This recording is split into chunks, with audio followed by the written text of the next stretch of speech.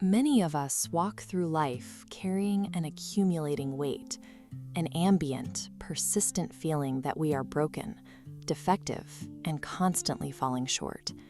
We have internalized a system that evaluates our worth based on our mistakes, a bureaucracy of condemnation. For centuries, institutions, most notably historical Christianity, treated human flaws as a fatal error code. The focus shifted to the identification of wrongdoing, placing people under a yoke of perpetual guilt. This policing of transgression strayed from the architect's intent. Instead of elevating human potential and recognizing our foibles as a normal part of development, the prevailing structure narrowed its vision to managing human decay. Curious, slightly leaning in, this entire framework, the assumption that humanity is a shattered statue of former virtue, rests on the translation of a single word. In both the ancient Hebrew and Greek texts, the word we frequently translate as sin is an archery term. It translates to missing the mark. If sin is defined by the mechanics of aim, then failure provides a data point rather than a moral verdict. It is an objective feedback loop, the coordinates needed to analyze a trajectory, adjust the stance, and try again. To see how the feedback loop became an error code, we have to trace the diverging historical interpretations of the Adam and Eve narrative. In the 4th century, Augustine looked at their decision to step outside of divine direction and labeled it original sin. This established a roadmap where a catastrophic inherited crime condemned all of humanity from the start. Earlier thinkers like Irenaeus read the same texts and saw something else. Alongside many global and Jewish traditions, they viewed the Garden of Eden as a sheltered, infant-like nursery. Leaving that nursery represented a developmental graduation. Stepping out into the world marked the birth of human moral agency and responsibility. Cross-cultural mythologies echo this pattern. Consistently, these stories present exile as the requirement for acquiring wisdom and learning stewardship. Under this lens, we are maturing apprentices working inside an open-ended workshop. In this environment, mistakes are an expected part of the process. Recognizing the fall as a graduation alters our psychology. It replaces the paralyzing shame of an inherited crime with the active pursuit of personal mastery. Surviving that pursuit of mastery requires a specific mechanism. An apprentice learning in the real world needs a way to absorb failure without giving up. In physics, closed systems inevitably decay into disorder, a process known as entropy. When human behavioral frameworks are fueled by shame, harsh criticism, and rigid legalism, they operate as closed systems. The energy drains out and the system collapses. Open systems operate differently. Because they are powered by forgiveness and reciprocity, new energy enters the loop. This prevents internal decay and allows the system to flourish. Grace functions as the energy that allows a person to absorb the impact of a failure, recalibrate, and draw the bow again. Shame-based sin management fails to produce growth because it lacks this input. Grace is the systemic requirement to keep the engine running and prevent human entropy. Applying this paradigm means making a conscious choice to leave the wilderness of sin management and enter the workshop of restoration. Managing sin forces a person to look backward at the exact angle of every past failure. Intentional restoration focuses the eyes forward on the capacity to build. The primary obstacle is the noise, the scream of external judgment, and the echo chamber of guilt. To silence the scream, we have to tune in to a softer voice. We require a resonant frequency of grace to act as a signal booster for the compassion and love already innate within us. The architect of this workshop never departs when we miss the mark. Instead, those missteps and the adjustments required to correct them become the raw materials used for our development. We are not permanently broken. We are apprentices learning to hit the target, carefully designed. Quiet, intimate. We often live with a specific, silent anxiety, the fear that a single mistake will permanently ruin us. For centuries, Western thought has operated inside the courtroom model. In this view, humanity enters the world carrying an unpayable legal debt known as original sin. This creates a statue culture. We are expected to be perfect figures of virtue, where any sin is seen as a terminal flaw that shatters the entire self. This paradigm functions as a pharmacy of control. Instead of fostering growth, it manages a perceived terminal illness of human depravity, trapping people in a loop of shame where repair seems impossible. This misunderstanding of human development has deep roots. Prior to the 20th century, society treated children as miniature adults, expecting them to maintain adult decorum or remain silent, as seen in the restrictive, formal expectations of early photography. The workshop model, rooted in the thinking of the early theologian Irenaeus, offers a different starting point. It suggests humans were created as infants, meant to grow. In this light, the biblical bite of the fruit was a premature, inevitable reach for maturity, the kind of error any child makes in a nursery. Seeing ourselves as apprentices in a workshop shifts the focus from legal acquittal to the chronological stages of moral growth. This journey follows a clear ladder. At level 1, early childhood, morality is defined by consequences. Decisions are driven by a need to avoid punishment or get a reward. Children have no internalized sense of right or wrong. They only understand outcomes. Between the ages of 8 and 13, the focus moves to level 2, conventional morality. This is the stage of fitting in.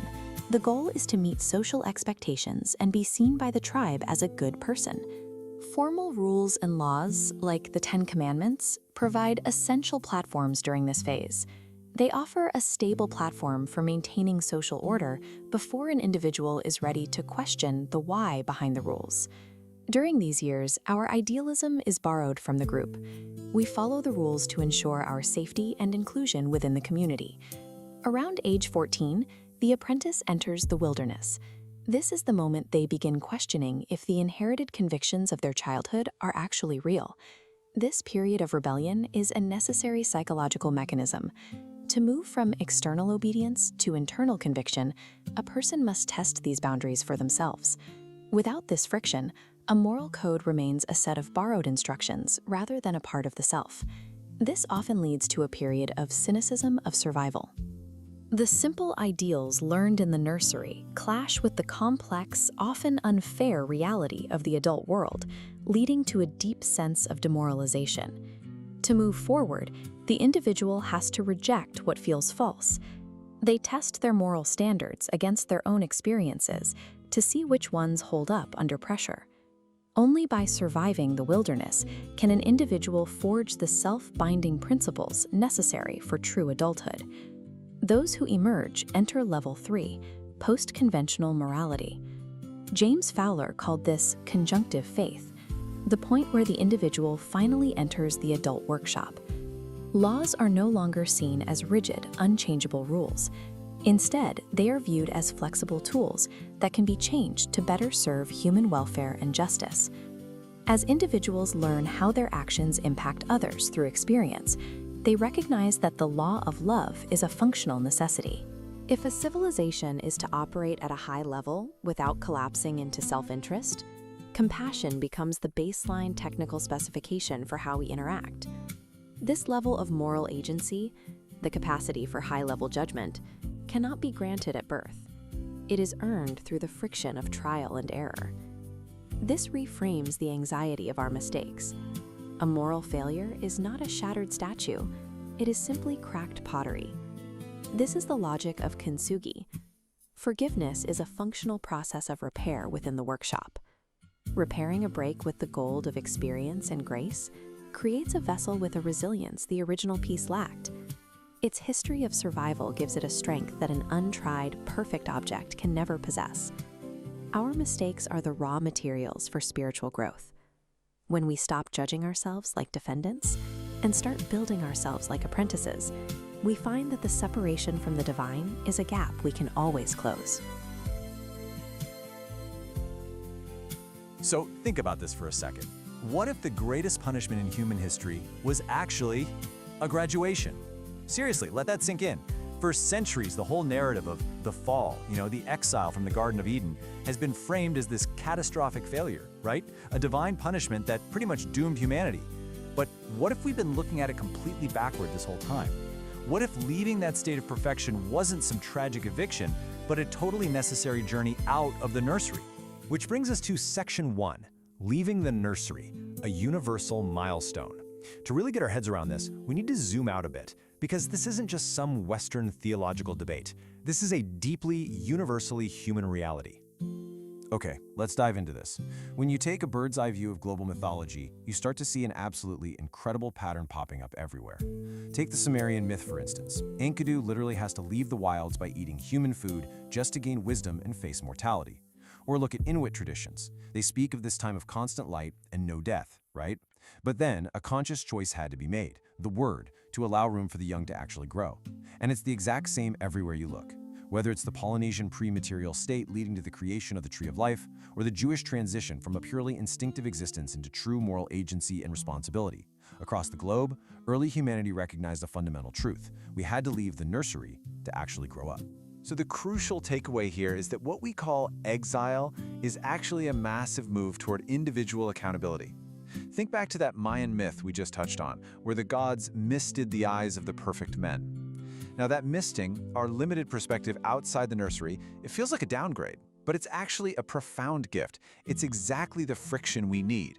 It forces us into the hard work of ritual, the everyday struggle of life, and the incredible complexity of relationships. Without that limitation, without that friction, we could literally never learn true wisdom through experience. Moving right along to Section 2, the mechanics of grace, operating outside. So how are we actually supposed to function now that we've packed up and left the nursery? Well, in a massive, interconnected global society like ours, we actually have a functional requirement for survival. The source material defines this as divine love. Now hold on, this is the synthesis of empathy, stewardship, and justice. We're not just talking about some warm, fuzzy feeling here. This is a structural, operational necessity to prevent a total systemic crash of human society. The source points out a super interesting historical reality, actually. Citizens rarely wake up and initiate international bullying or wars. That's almost always driven by leadership. But there is a notable exception to this rule: religious fanaticism. Why? Because it inherently ignores those functional requirements of empathy and justice. To survive out here, outside the garden, empathy and justice aren't just optional add-ons. They are absolute load-bearing pillars. And this brilliantly illustrates a really important question. How do we interact with that system? Ask yourself, are you a reservoir or are you a conduit? Look, if forgiveness is hoarded, if we're stingy and only hand it out to those we think are deserving, we're acting as a reservoir. And the source data gives a strong warning here. Acting like a reservoir literally clogs the system. It leads directly to systemic disorder and entropy. But as a reflection of the architect's grace, humanity is designed to act as conduits. We're meant to let grace just flow right through us. That is what keeps the whole system healthy and kinetic. Let's break down exactly how this kinetic grace operates. First up, it begins with grace in motion. We have to keep forgiveness kinetic to prevent that entropy we just talked about. Second, that motion inevitably leads to restoration. It acts as a beacon, shining through a perpetually open door, just constantly drawing us back toward reconciliation. And finally, number 3, it demands outward reflection. Extending aid completely regardless of perceived merit. Even, get this, wishing good for an enemy is basically the only method we have to gate our energy toward actual problem solving. Otherwise, we just get stuck spinning our wheels in stagnant lamentation. Okay, so if grace is how we're supposed to handle each other, how in the world do we handle our own inevitable failures in this giant training ground? That brings us to Section 3, repurposing our mistakes, building the future. See, the ultimate objective of our human quest gets completely misunderstood all the time. We are not trying to earn our way back into some lost past. That's not it at all. We are co-creators in training, actively reclaiming a blueprint for our future. The source makes this so beautifully clear. God created human beings with this inherent curiosity, a drive to experiment and take risks. We aren't puppets. We're not subjects cowering under a capricious monarch who's just waiting to drag us into court for one errant thought. No, we're children who simply and frankly very frequently miss the mark during the totally normal process of growing up. And just like we forgive our own kids and encourage them to keep moving forward, we're meant to experience that exact same forward momentum. Let me ask you directly, and be honest, how much of your life is spent trapped in the static noise of your own guilt? It's exhausting, right? We are meant to transition completely away from that static of self-condemnation and step fully into the dynamics of contribution. And how do we do that? By repurposing our mistakes. Your errors, your failures, the times you totally messed up, they are not permanent stains on your record. Actually, they're meant to be repurposed into the very lumber of your experience. That is literally how you build your future. Now, this shifts the entire paradigm of the Eden story. The exile, the hard work outside the garden, these are metaphors for our mistakes and the hard work of tilling our education to build that future. Therefore, separation from the divine isn't some imposed exile from on high, it's a self-exile. It's rooted right in our own shame. Mirroring the narrative of Adam and Eve, when we make mistakes, we feel shame. And what happens when we feel shame? We hide. We mistake the necessary, often treacherous territory of individual responsibility as a punishment, when in reality, it's just the essential landscape we need for learning. Now, what's really interesting about this is how it completely reimagines one of the most famous symbols of divine punishment. The source says, the flaming sword at the gate of Eden is not a barrier to keep us out, it is a firewall of truth. I absolutely love that. It's not there to punish us at all. It is a protective mechanism. It ensures that we are purified and mature enough to handle the immense, staggering weight of existence outside the nursery. Think of it as a literal firewall, ensuring we don't accidentally carry our naive, prematured state into the incredibly complex role of being co-creators. Which brings us to the ultimate keystone goal of this entire journey. Section 4, the final blueprint, rising to love. This is really what it all comes down to. Leaving the garden was absolutely essential for us to learn the distinction between good and evil. But acquiring that knowledge, that was merely the prerequisite. Having fallen into knowledge, we must now rise to love, which, remember, means taking on responsibility and grace. And we have to do this simply to survive. Think about it. Our explosive technology, our complex societies, our intense global interconnectedness, literally none of it survives if we only have knowledge.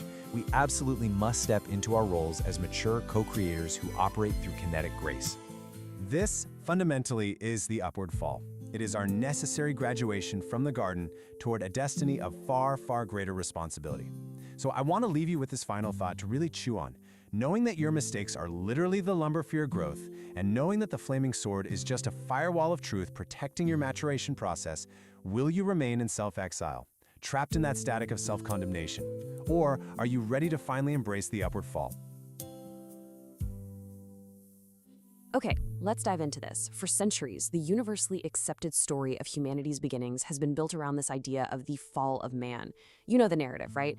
A perfect human, a forbidden fruit, a catastrophic mistake, and boom, resulting inherent depravity for everyone. But what if we've been reading the data all wrong? What if humanity isn't some failed experiment that just needs to be legally pardoned, but is actually a work in progress that needs to be developed? That brings us to Section 1, Courtroom versus the Workshop. Let's look at two totally different models of humanity. To really understand this, we've got to dismantle the core problem here, which is the traditional courtroom model of original sin. We're going to contrast a guilt-laden bureaucracy of condemnation with something much more dynamic. Think about the courtroom model first. This framework views humanity as a sort of static statue of virtue that somehow got corrupted. It treats our origins like a perfectly formed adult who committed a crime, essentially locking us into this closed loop of legalistic guilt. It's a bureaucracy of condemnation. But then, contrast that with the workshop model. This framework views humanity not as a broken statue, but as a developing apprentice. In the workshop, we're in a continuous process of growth. We're operating inside an open system where we literally learn through friction and experience.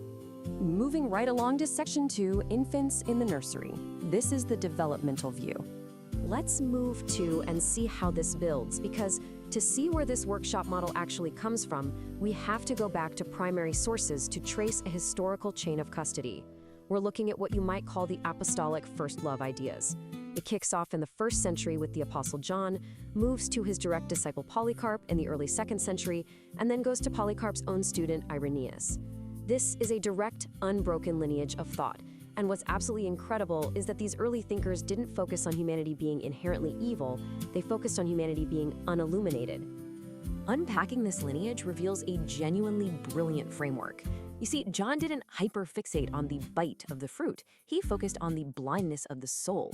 He viewed humanity as unilluminated infants sitting in a dark room. And, well, if you've ever dealt with a toddler crying in the dark, you know a courtroom pardon doesn't help them at all. You literally just need to turn on the lights.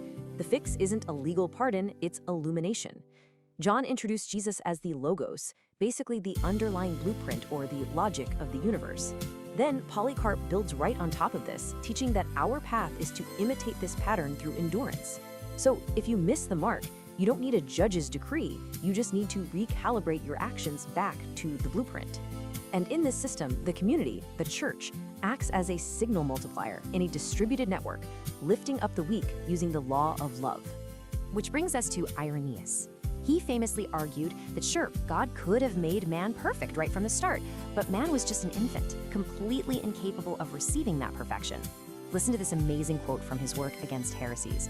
"For as it is certainly in the power of a mother to give strong food to her infant, but she does not do so as the child is not yet able to receive more substantial nourishment." For Irenaeus, the fall wasn't some malicious criminal act by a fully formed adult who should have known better. It was the stumbling of a toddler who simply wasn't ready for strong food yet. God didn't create a finished, polished statue. He created a developmental process. And the end goal of all this development is a profound concept called theosis. The ultimate objective of the human journey isn't just to get your sins forgiven so you can achieve a zero balance on some cosmic spreadsheet. The goal is graduation. It's to literally become a partaker of the divine nature, to gain the actual mechanical expertise of a co-creator working alongside the architect of the universe. All right, section 3, the logic of experience. Let's talk about learning through friction. So, how do you train a co-creator? Well, you definitely can't do it in a padded nursery where there's zero conflict. You need what Irenaeus called the logic of experience. You see, without the contrast of friction and without the experience of leaving the nursery, the exile, we could never truly appreciate the blueprint. The Apostle Peter actually mapped out a literal ladder for this psychological and spiritual maturity. Think of it like this. Step 1 is faith, which is basically like catching the initial Wi-Fi signal of the architect. Then, step 2, you build virtue and knowledge, which is understanding the blueprint. Next up is step 3, self-control and perseverance. That's learning to endure the friction of the workshop. That leads right into step 4, godliness and brotherly kindness, where you're aligning your local network. And finally, step 5, you graduate to love, which is the universal specification for a high-level civilization. This isn't a list of legal rules. It is a literal trajectory for human growth. This takes us to section 4, Paul's systems audit. Time to map the human condition. Now, what's really interesting about this slide is how we view the Apostle Paul. He's often viewed strictly as a theologian, but if you look closely, he actually operates like a brilliant systems thinker performing an audit. He maps out his thought process like a pendulum, swinging between two massive extremes. Extreme A is universal condemnation. All have sinned. This is the floor of reality, a highly frictional environment where disorder rules. The law here acts as a diagnostic tool. It doesn't fix the engine, it just lights up the check engine light so bright you literally can't ignore it. But then we swing over to extreme B, universal justification. In Christ shall all be made alive. This is the ceiling, the high potential blueprint. Paul essentially argues that if the system is corrupted by a massive bug, you apply a patch and you reboot the entire operating system. Paul explicitly calls the strict, ancient religious law a tutor or a nursery wall. It was a safeguard designed specifically for a toddler species to prevent us from destroying ourselves. But Paul argues we've graduated from the tutor. His famous struggle in Romans 7, where he admits, "I do the very thing I hate," perfectly illustrates the closed loop of shame. He has the blueprint in his head, but his hardware is totally failing under the friction of reality. And the pivot out of this loop isn't just gritting your teeth and trying harder. It's completely changing the OS from the rigid law of disorder to what we can enthusiastically call kinetic grace. On to section 5, the upward fall. Graduating from the nursery. This brings us to the absolute climax of this explainer, realizing that leaving the Garden of Eden was not a catastrophic punishment, it was an upward fall. So the crucial point is this: creation isn't groaning because it's a failed, doomed project. It is groaning in labor. It's the milling of a species being birthed into a completely new state of existence. The fall was a necessary release from the cradle so we could enter the wilderness, experience real friction, and master the chaos of desire. In engineering terms, the friction of life is generating the exact heat required for your transformation. Let's wrap this up with section 6, the workshop in practice. Some real biblical case studies. Let's put this systems framework to the test, right? Let's look at some data and see how friction actually builds a high-level civilization. And this brilliantly illustrates exactly what we've been talking about. Take Jacob. He starts in a stage of deep self-interest and deception, but through the immense friction of the workshop, he graduates to become the steward of a nation. Moses starts out with reactionary, tribal violence, but ends up operating on these grand universal principles of stewardship. King David starts as a tribal hero, makes catastrophic, highly frictional errors, but his restoration proves that cracked pottery repaired with grace is incredibly valuable. And Paul himself moved from being a static statue of virtue enforcing rigid laws to graduating into the autonomous alignment of the law of love. Their habit of missing the mark was the very raw material used for their ultimate growth. But we also have to look at the cautionary tales. Look at Cain. He couldn't regulate his envy, got stuck in a closed loop of fear, and suffered a total systemic crash. Or consider the servant with one talent in that famous parable. He buried his resource out of pure fear. He chose to stay in the nursery of safekeeping, completely avoided the risk and friction of the workshop, and utterly failed the architect's intent for growth. On the flip side, the prodigal son proves that stepping out into the exile of the real world, making huge mistakes and facing the consequences is actually a prerequisite for gaining the wisdom you need to handle sacred work. So here's what you should really take away from all of this. Think about how we raise our own children. We shelter them, we tolerate their misbehavior, we tutor them in the safety of the nursery. But eventually, at a critical juncture, we absolutely have to release them into the world to face friction on their own. We don't do this because we're abandoning them. We do this so they can actually fulfill their potential. According to these early primary sources, we have not been cast away from our Creator in a fit of anger. We have simply been released from the cradle. We've been pushed out into the workshop so that we may finally begin the sacred work of building the world. So, I want to leave you with this to chew on. If the fall of humanity wasn't a plunge into total, inescapable depravity, but rather a graduation into the workshop of becoming, how does that shift the way you view your own life? Seriously, the next time you face a massive failure, or just the daily grinding friction of being a human, are you going to view it as a punishment from a cosmic courtroom? Or will you recognize it as the exact heat required to forge you into a co-creator?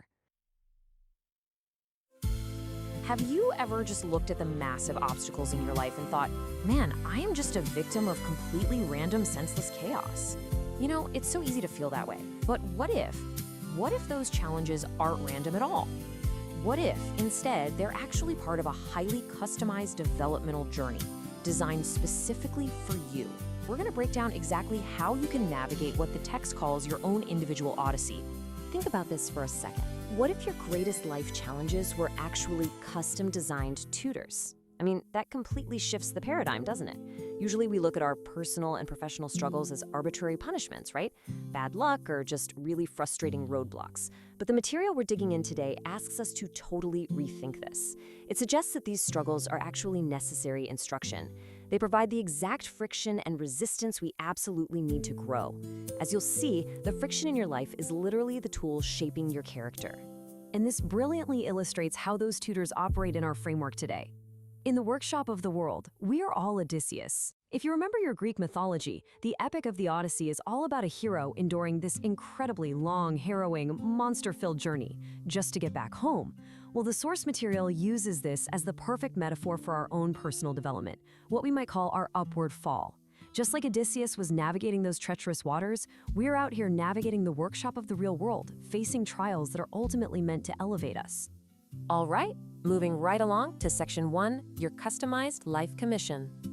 So, the first foundational concept we really need to establish here is that your life blueprint isn't some mass-produced, one-size-fits-all template. No way. Instead, it's a highly customized commission. You're released into this workshop of the world with very specific raw materials. And this includes the totally unique combination of your talents, your intrinsic abilities, and even the sociocultural environments you were born into or are navigating right now. But it goes way beyond just innate traits. Along with these materials, you're provided with what the text calls tutors. Now, a tutor could be a helpful mentor or guide, sure, but it also explicitly includes unique circumstances and really specific, difficult challenges. All of these factors are tailored exactly to your individual developmental requirements to build your specific character. But of course, a mission like this is never easy. Let's look at Section 2, Monsters on Your Path. As we progress toward fulfilling our mission, we invariably crash into the chaos of the environment and the entrapments of the self. The text calls this the interference architecture. And it's absolutely vital to understand that this interference isn't a glitch in the system. It is a feature. Overcoming it provides the exact resistance required to strengthen our character. Now, what's really interesting about this is how this framework takes our everyday, sometimes mundane psychological struggles and reframes them into epic mythological battles. First up, we have appetitive entrapments. Think excessive food, drink, or just numbing entertainment. These act as the sirens, actively calling us to abandon our purpose for a quick hit of instant gratification. Then there's the lust for power, where we might try to dominate others or hoard wealth as a sort of tyrannical shield against feeling vulnerable. The text notes this effectively turns a co-creator into a tyrant. And finally, the ultimate monster, the enemy within. This is that profound realization that the absolute greatest obstacle on your path isn't the external chaos, but your very own unregulated desires. So how do we handle all this resistance? That leads us right into section 3, the Odyssey as blueprint. How do we actively navigate these deep existential dilemmas without getting completely wrecked? Well, we adopt the mindset of our epic hero. Think of it as a super simple equation. Your kingdom equals your potential. Odysseus had a very clear mission, home.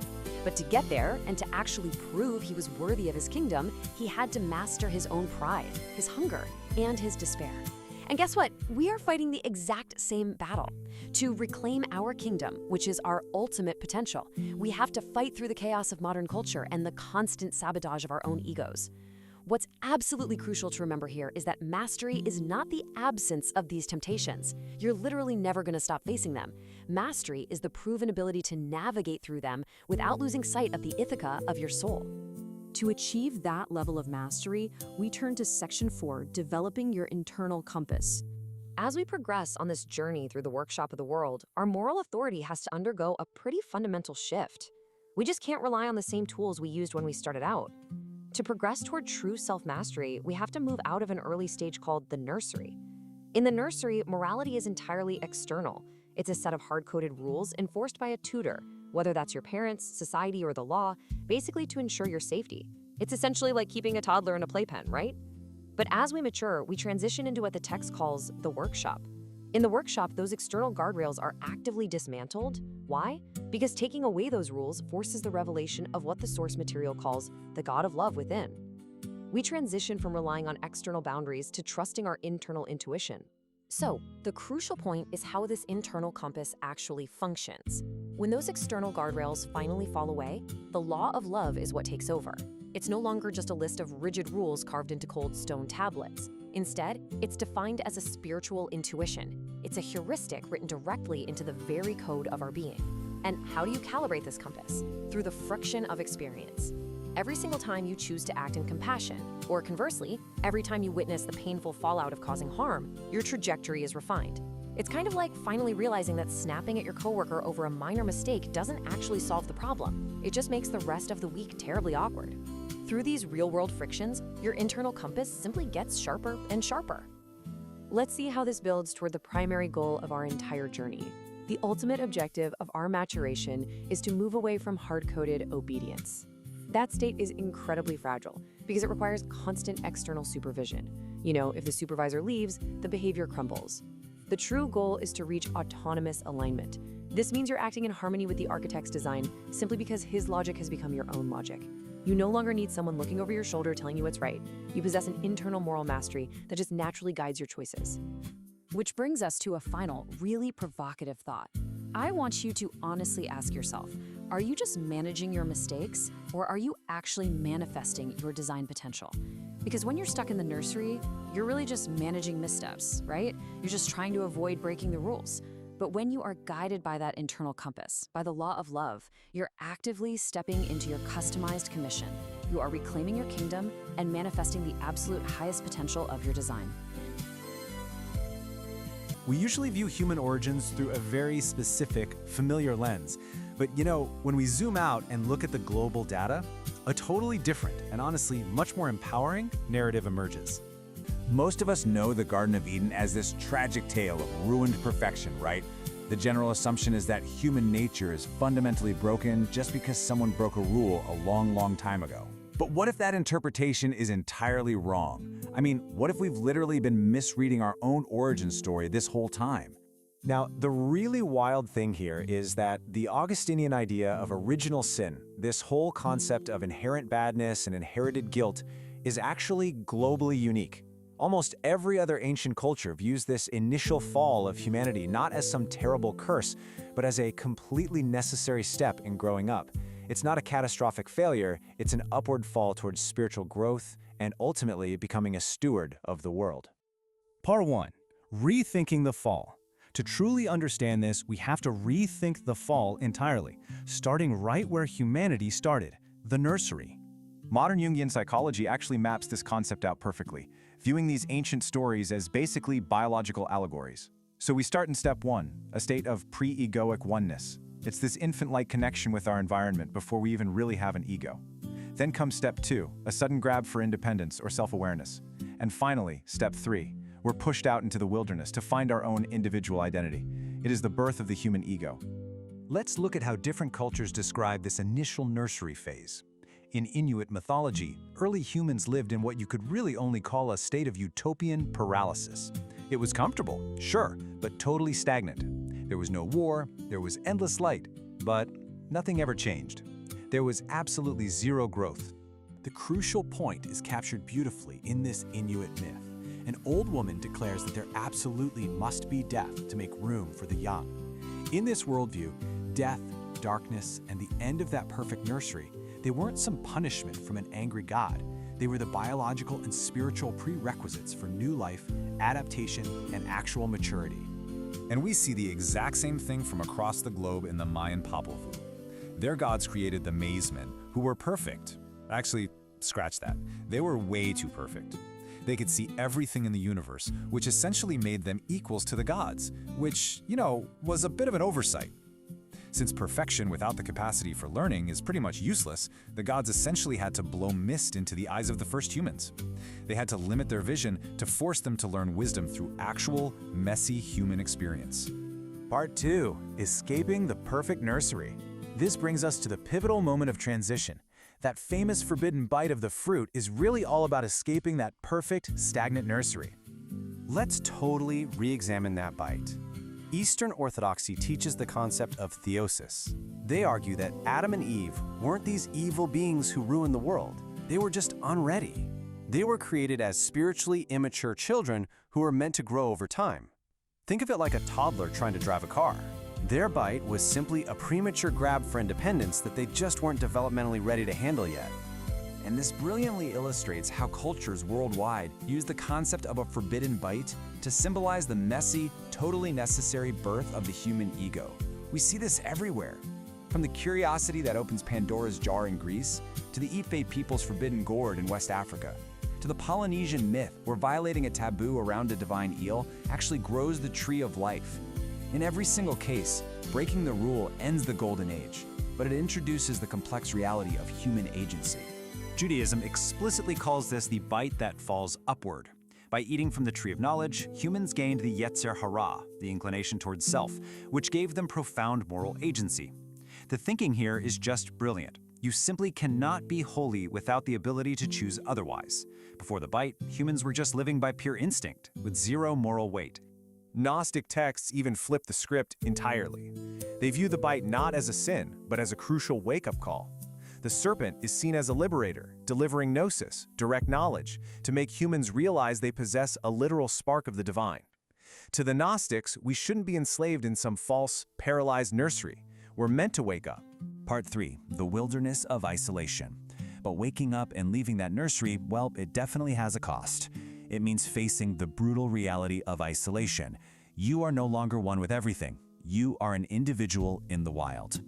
Let's head over to Mesoamerica and see how this builds. Even Quetzalcoatl, the perfect priest-king who lived in a nursery of absolute purity, experiences a massive fall. He gets drunk, breaks his vows, and feels agonizing, soul-crushing shame. But, and this is key, it's this exact isolation and failure that forces him to journey through the underworld and create an entirely new race from broken bones. The Inuit story of Sedna is arguably the emotional core of this entire global journey. She refuses a conventional life, is thrown overboard by her terrified father, and suffers the ultimate trauma and isolation.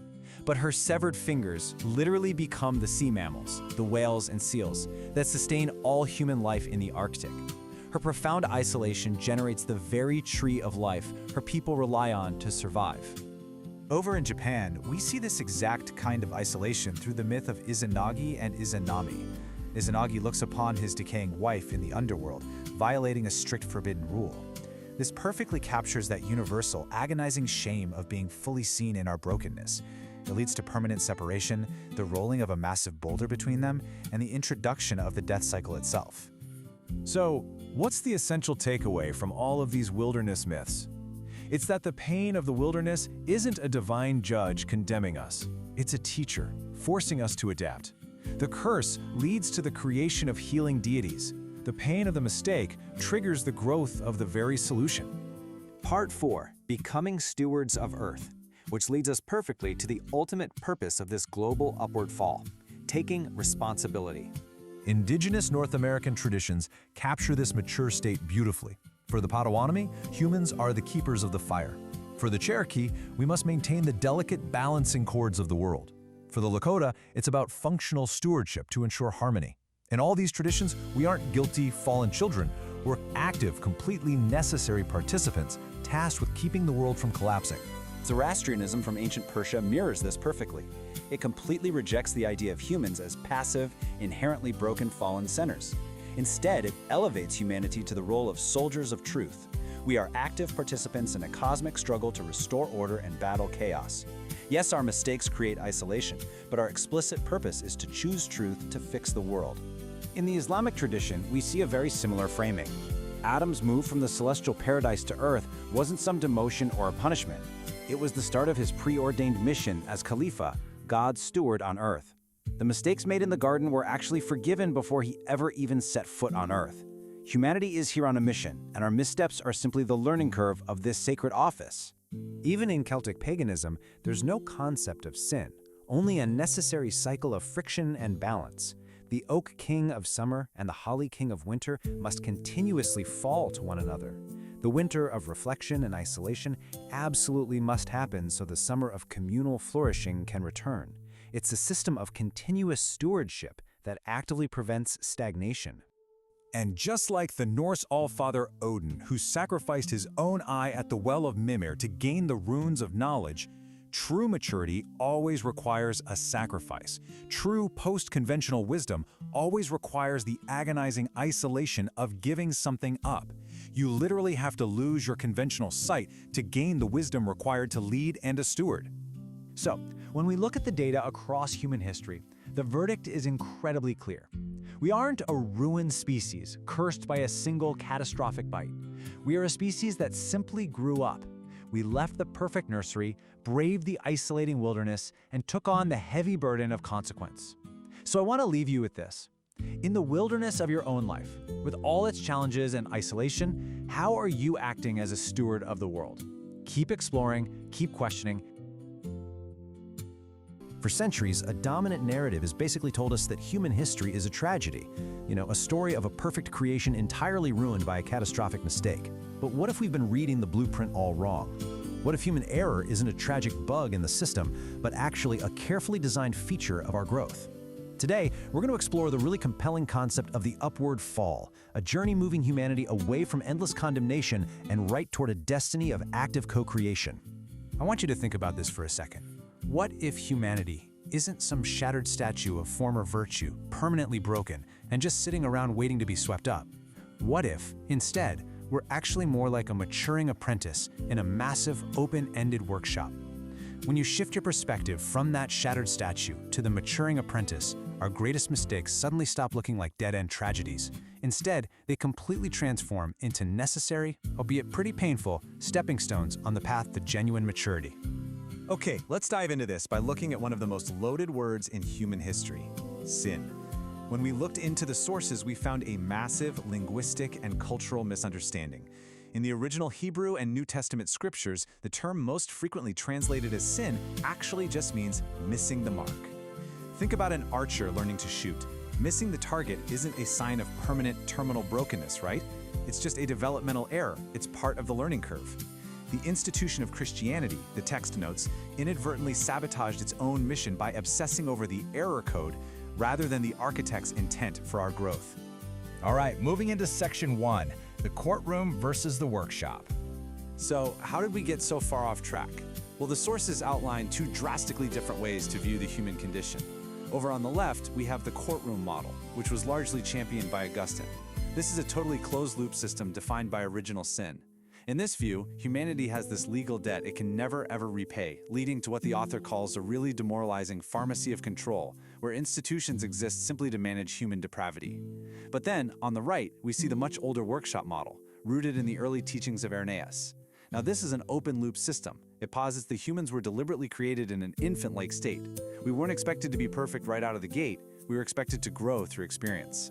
And this brilliantly illustrates that exact workshop concept.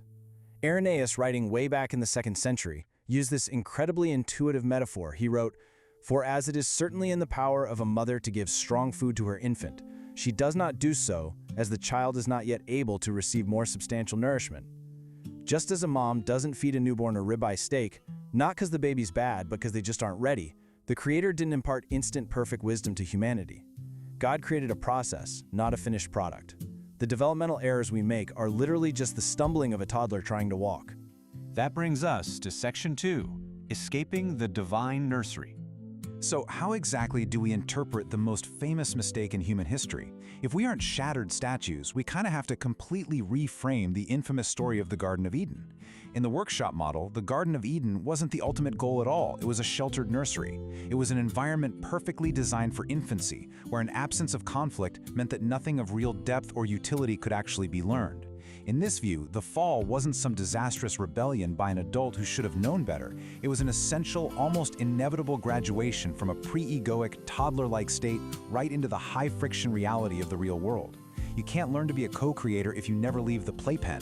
Now, you might be wondering, what about the punishment? The whole being locked out thing? Well, the text offer a really fascinating reinterpretation of the flaming sword placed at the entrance of Eden. It clarifies that this sword wasn't a punitive, angry barrier meant to keep a bad child out in the cold. Rather, it actually operates as a protective firewall. It's a firewall of truth, specifically designed to ensure that humanity is purified and matured enough to handle the immense weight of existence and individual responsibility outside the nursery. Okay, so out in the wilderness, how do we survive the friction? The source uses this absolutely fascinating modern analogy here, the heavenly Wi-Fi signal booster. Because humanity is constantly weighed down by the static of guilt and shame, we desperately need a signal to draw us back. This booster is grace. Grace acts as kinetic energy. It doesn't just sit there and manage sin. It re-templates the entire workshop. It reboots our corrupted operating system, and honestly, most importantly, it affirms what is inherently right within people, drawing humanity back to the architect through love, not condemnation. Which leads us perfectly into Section 3, Stages of Spiritual Growth. What's really mind-blowing here is how this ancient theology maps perfectly onto modern science. Researchers like Lawrence Kohlberg and James Fowler literally mapped out human moral and spiritual development into stages. Look at this developmental staircase. We all start down in step 1, the nursery, operating on borrowed idealism. We basically follow the rules just to be a good boy or good girl. But to grow, we must enter step 2, the wilderness. This is a tough stage of critical reflection and sometimes the cynicism of survival, almost like a teenager's rebellious phase. We question the rules, we test our beliefs, and while it feels incredibly chaotic, this friction is absolutely crucial. Only by passing through the wilderness can we reach step 3, the workshop, achieving a conjunctive faith where universal principles are fully internalized. The Apostle Paul actually performs what the author calls a systems audit of this exact psychological transition. Paul famously swings between two huge extremes in his writings. On one side, he describes the body of death. This is our high-friction reality, the closed loop of shame, where our unregulated desires create just total disorder. But then, he pivots completely to the new creation, the restored blueprint where kinetic grace reopens the system. Paul isn't contradicting himself here. He's neutrally auditing the massive gap between the heavy friction of the wilderness and the high-potential reality of the workshop. Let's move to and see how this builds practically by looking at a couple famous historical figures. Look at King David. He started out at stage 3 as a tribal hero, but he fell terribly into the unregulated desires of the wilderness. Yet, through the intense friction of his profound mistakes, he eventually graduated to stage 5 conjunctive faith. Or look at the Apostle Paul himself. He began at stage 4, enforcing strict legalistic order to the point of literal violence. But by the end of his life, he had graduated to stage 6, preaching that the law of love is the ultimate universal principle. The point is, they didn't start perfect. They had to evolve. This brings us to a really beautiful visual metaphor mentioned in the text, kintsugi. This is the traditional Japanese art of repairing broken pottery with lacquer mixed with powdered gold. In the workshop of life, missing the mark doesn't shatter us into worthless pieces, it just cracks the pottery. Forgiveness and grace are the functional processes of repair here. And here is the real secret. The gold of grace actually makes the cracked pottery stronger, more resilient, and vastly more valuable than an untried, perfect original that has never faced the wilderness. All right, zooming out for section 4, a universal human pattern. What's absolutely fascinating is that this upward fall isn't just an isolated religious idea. It is recognized globally. When you look at cross-cultural mythologies, they consistently identify leaving a perfect state as a prerequisite for wisdom. In the Sumerian epic of Gilgamesh, Enkidu eats human food, loses his wild innocence, but graduates to real wisdom. In Mayan lore, the gods miss the eyes of the first men so they can't see everything perfectly, forcing them to learn experiential truth. In Inuit myth, humanity actively chooses mortality over a utopian paralysis just so that there's room for growth. Across the globe, exile perfectly maps the transition from an unearned nursery right into an accountable wilderness. We also see this super vividly in ancient Persian theology. In Zoroastrianism, the first human couple makes a mistake by believing a deception, losing their spiritual glory. But crucially, Zoroastrianism doesn't view humans as fallen, pathetic sinners. Not at all. Rather, they are vital participants in a cosmic struggle. We are soldiers of truth fighting against chaos. Yes, our mistakes definitely create isolation, but our overarching active purpose is to choose truth and restore the world. I want to just pause for a second and let this incredibly powerful quote from Inuit mythology really land. Let there be light and let there be death, for without death there is no room for the young. It is just a stunning realization.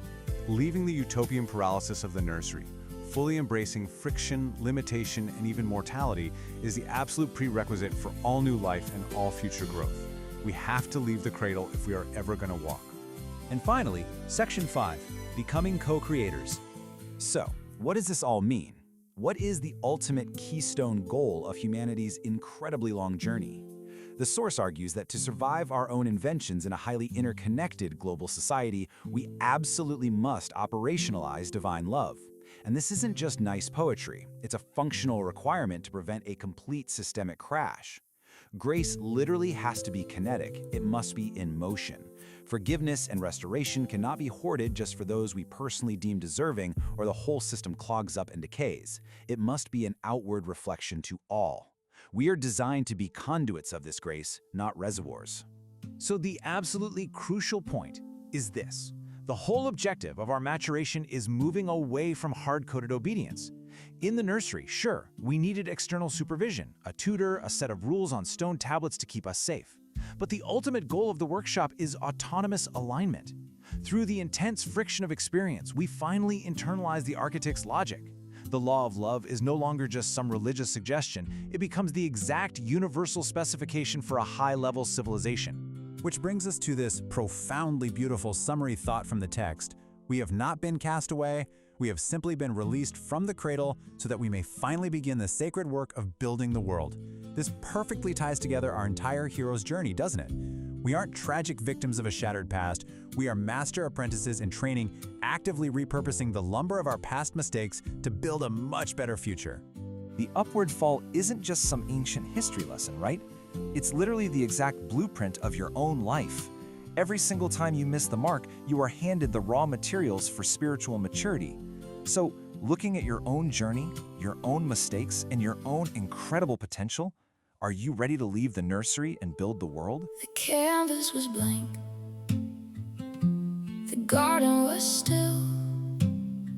Before the first heartbeat, before the first will. You didn't paint us to hang on a wall, static and perfect, never to play ball. You breathed into clay, a beautiful soul, to learn through the breaking perfection. The goal, beauty isn't found in a statue's cold stone, but in wisdom that's harvested from mistakes that were sown. Oh, the tree of the knowledge, the bite falls high, the weight of the choice reaches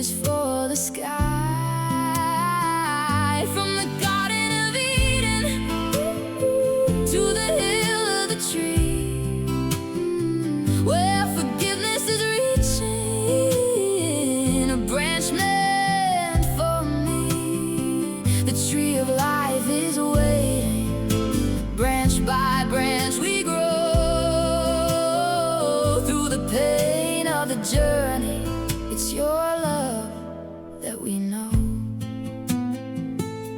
The broken are beautiful, the scars tell the truth of the pride of the aging and the fire of youth. Each mistake was a burden, the paralyzed deep, a weight in our hearts we endlessly weep. But the tears that we cried are the brush in your hand, painting grace on our soul for mistakes that were grand. At the tree of the crossroads at Calvary's wood, the bad is transformed into permanent good. Like a stone in the current, our guilt is cast wide to the depths of the ocean, carried out with the tide. The soul is restored, the paralysis ends, as the teacher and students become again friends. Oh, the tree of the knowledge, the bite falls high, the weight of the choice reaches for the sky. From the Garden of Eden to the hill of the tree, where forgiveness is reaching, a branch meant for me. The tree of life is waiting. Branch by branch we grow. Through the pain of the journey, it's your love that we know. Like children who learn, we now walk through the door, knowing good, knowing evil, but fearing no more. With our hands in the dirt and our eyes on the sun, co-creators with you, our work has begun.